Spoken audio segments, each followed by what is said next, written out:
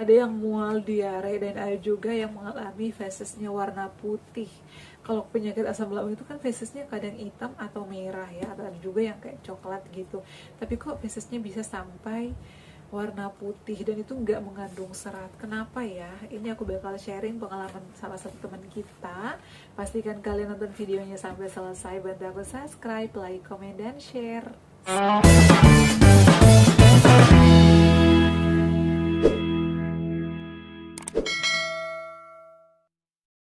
Assalamualaikum warahmatullahi wabarakatuh. Hai semuanya, kembali lagi di channel aku, Adeva dan Bunda. Gimana kabarnya teman-teman? Semoga sehat selalu ya. Terima kasih yang selalu hadir di live aku. Tadi aku habis live, Masya Allah, terima kasih banyak. Semoga video-video aku bermanfaat buat kalian semua. Dan yang lagi berjuang melawan asam lambung, GERD, anxiety psikosomatis, semoga lekas sembuh, lekas pulih kembali seperti sedia kala ya. Tadi di live aku ada yang udah sembuh lagi, 2 orang, lupa namanya. Semoga ini menjadi motivasi juga buat kalian ya, kalau asam lambung itu bisa sembuh. Karena banyak yang bilang katanya asam lambung itu susah sembuhnya Bun.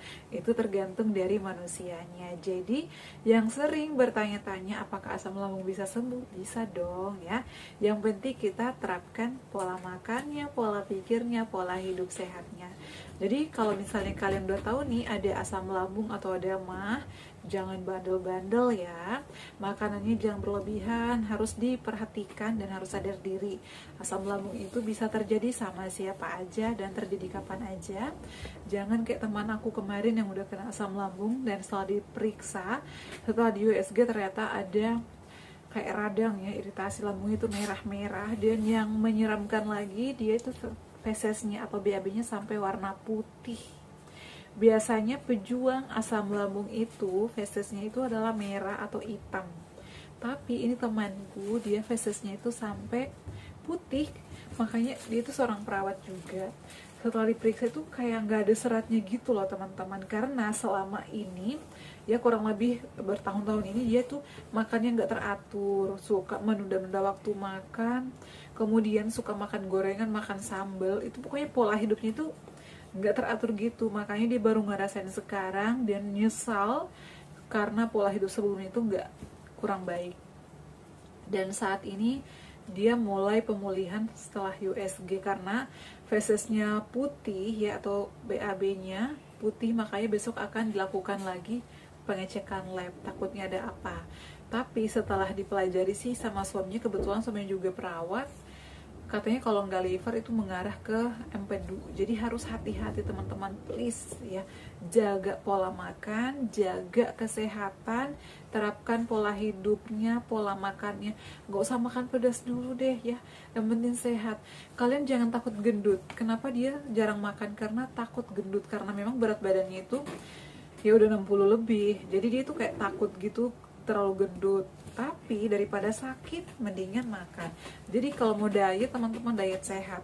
Diet itu tuh bukannya nggak boleh makan, tapi makan sarapan tetap sarapan, tapi porsinya kecil. Makan siang tetap makan siang, tapi porsinya kecil. Dan makan malamnya kalau bisa sebelum jam 7, kalau kalian nggak mau gendut ya. Jadi jangan nih, ini pelajaran banget nih kalian ya, teman-teman yang masih berjuang ataupun yang masih kuliah sama aku juga. Ini pelajaran aku tuh sekarang udah nggak mantang-mantang apapun. Kalau makan tapi nggak berlebihan. Dan kalau misalnya sarapan, aku wajib makan nasi. Sebelum makan kayak gorengan, aku tuh harus makan nasi dulu, ada pelindungnya gitu ya. Karena aku tuh pernah radang, aku tuh pernah gastritis, jadi aku takut kambuh lagi. Kayak gitu ya. Semoga ini bisa menjadi motivasi, semangat, dan bisa menjadi pelajaran buat kita semua ya. Dan semua kita dijauhkan dari penyakit-penyakit yang berbahaya. Nah teman-teman, di video kali ini aku bakal bahas lagi pertanyaan kalian ya. Ini udah aku siapin handphone lagi. BDW tadi terima kasih banyak. Ada yang hadir dari Timor Leste ya, ada juga yang dari Singapura. Semoga kalian sehat-sehat di sana ya. Yang lagi kuliah juga semoga dilancarkan dan dijauhkan dari segala macam penyakit dan segala mara bahaya ya. Nah malam hari ini aku bakal bahas dulu nih atas nama Ferry Adi Channel, tapi biasanya habis diare, mual-mual, apakah badan agak meriang, bisa dari memantang makan ya, karena habis makan badan agak mulai panas lagi. Nah, jadi ada teman kita nih, tadi itu aku balas-balasan, dia itu mual-mual sama diare. Ini apakah dari asam lambung? Itu bisa dari asam lambung. Kenapa? Mual-mual dan diare. Pertama, telat makan, jadi masuk angin. Bisa juga masuk anginnya karena dia telat makan atau dari kipas angin. Kemudian, bisa juga karena makan pedas. Jadi teman-teman hati-hati. Jangan suka makan pedas berlebihan, jangan telat makan. Kalaupun misalnya aku lagi di perjalanan bun, gak bisa makan, bawa biskuit, bawa cemilan, yang penting perut itu gak boleh kosong. Bisa ya, karena kita itu pejuang asam lambung sensitif, jadi harus terlalu terisi. Makanya jangan berlebihan, jangan banyak-banyak teman-teman. Yang penting jangan kosong perutnya, apalagi pejuang gastritis. Karena kalau misalnya pejuang gastritis ini udah masuk angin, itu kambuh, sensasinya 1001 sensasi. Nah, kemudian kalau misalnya udah diare, mual-mual, apa yang harus kita lakukan? Pertama, kita itu harus konsumsi air putih hangat, suam-suam kuku. Kalau ada oralit di rumah, konsumsi oralit.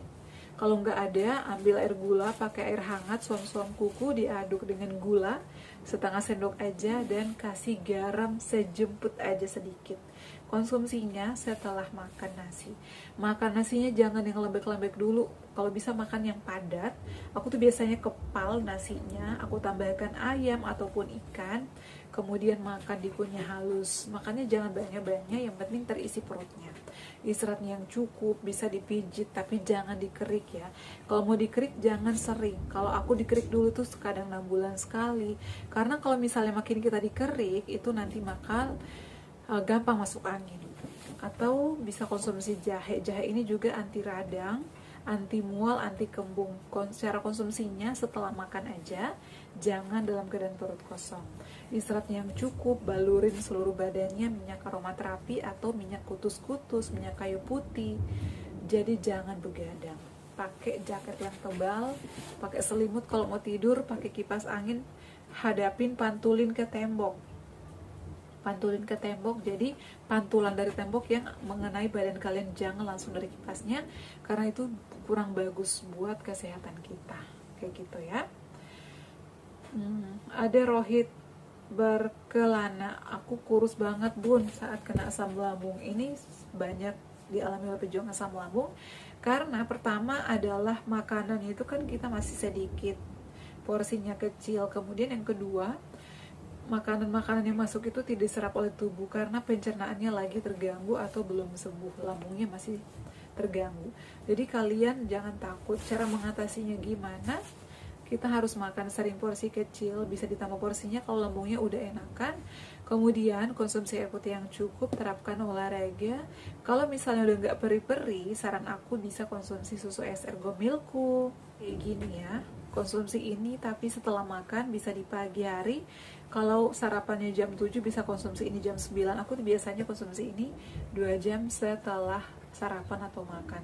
Kalau dikonsumsi malam hari boleh aja, tapi aku tuh jarang konsumsi malam hari, karena kalau aku konsumsi air minum atau cairan malam-malam itu pasti bawaannya anyang-anyangan atau pipis-pipis terus teman-teman, kayak gitu ya.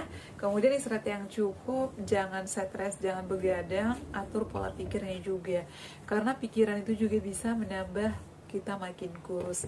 Jangan searching sesuatu di internet, hindari timbangan, karena itu juga bisa membuat kita stres, frustasi dengan sensasi-sensasi yang muncul. Bun, kalau sesak nafas, berat dada, nggak nyaman, hidung tersumbat, terus gimana solusinya? Nah, ini sering aku bahas. Jadi kalau nafas pendek itu karena asam lambung itu udah naik ke dada ya.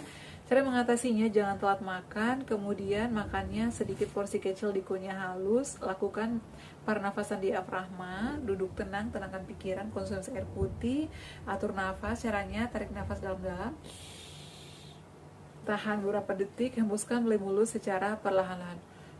Kemudian kalau misalnya dadanya udah mulai nggak enak, kayak berat di dada, mandinya paling sore jam 4,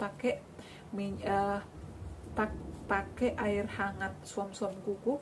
Tapi sebelum mandi, uap dulu dirinya ya, masak air mendidih, kemudian tuangkan ke baskom, tetesin minyak aromaterapi atau minyak kayu putih 3-5 tetes, kemudian dihirup.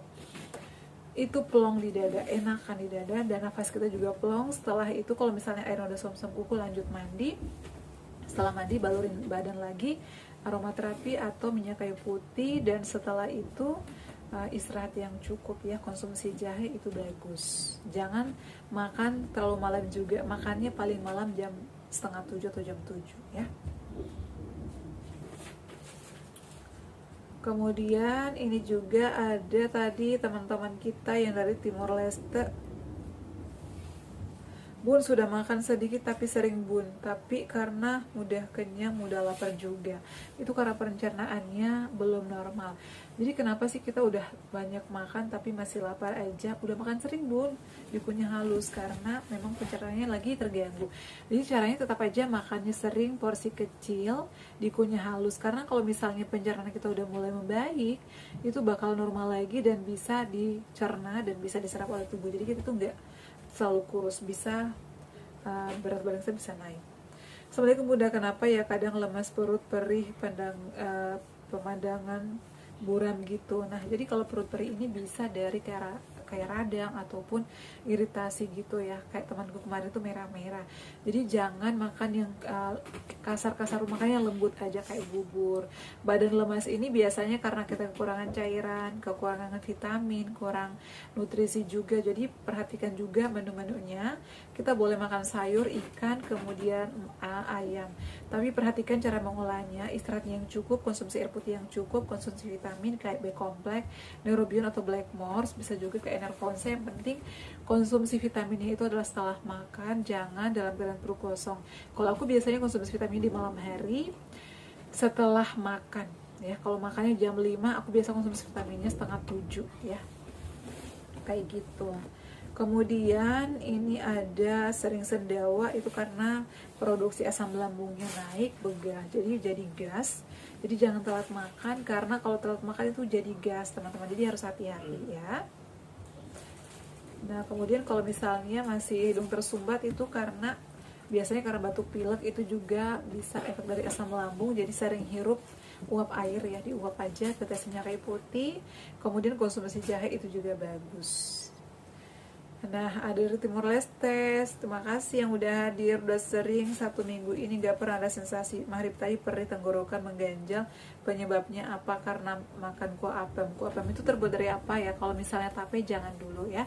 Tepung-tepungan berlebihan juga jangan. Jadi hati-hati makannya, kurangin berlebihan, kurangin tepung-tepungan yang pedas, yang berminyak juga dikurangi. Kalau udah ngalamin kayak gini, penyebabnya apa ya, perut perih, konsumsi air tajin lagi.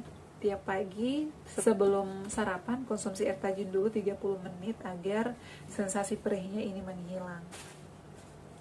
Nah, BAB-nya setiap hari bun, tapi kayak mencret, itu karena diare juga. Nah, jadi caranya konsumsi air putih atau oralit ya, dikasih gula atau garam. Kalau ada oralit yang udah jadi bisa pakai itu. Kemudian untuk konsumsi air tajinnya ya, ini ada yang nanya 30 menit sebelum makan, bisa pakai organik atau beras biasa, yang merah boleh, yang putih boleh. Jadi itu caranya tergantung sensasi yang kita alami. Kalau sembelit atau susah BAB, pakai yang beras merah itu bagus, kayak gitu ya. Oke ya teman-teman, segitu dulu video kali ini. Terima kasih yang udah bertanya, terima kasih juga yang selalu setia nonton video-video aku ini. Aku cari pertanyaan yang belum sempat saya jawab karena lagi ada kerjaan juga teman-teman. Semoga kalian lekas pulih kembali. Ada yang nanya santan, kalau santan jangan dulu berlebihan, ketan-ketan juga jangan dulu ya, karena itu bisa menimbulkan sensasi juga jika masih belum benar-benar pulih. Oke teman-teman, cukup sekian ya sharing kali ini, semoga bermanfaat. Terima kasih yang selalu setia menonton video-video aku. Jangan lupa bantu aku subscribe, like, komen, dan share. Assalamualaikum warahmatullahi wabarakatuh. Sampai ketemu lagi di video-video aku selanjutnya. Bye.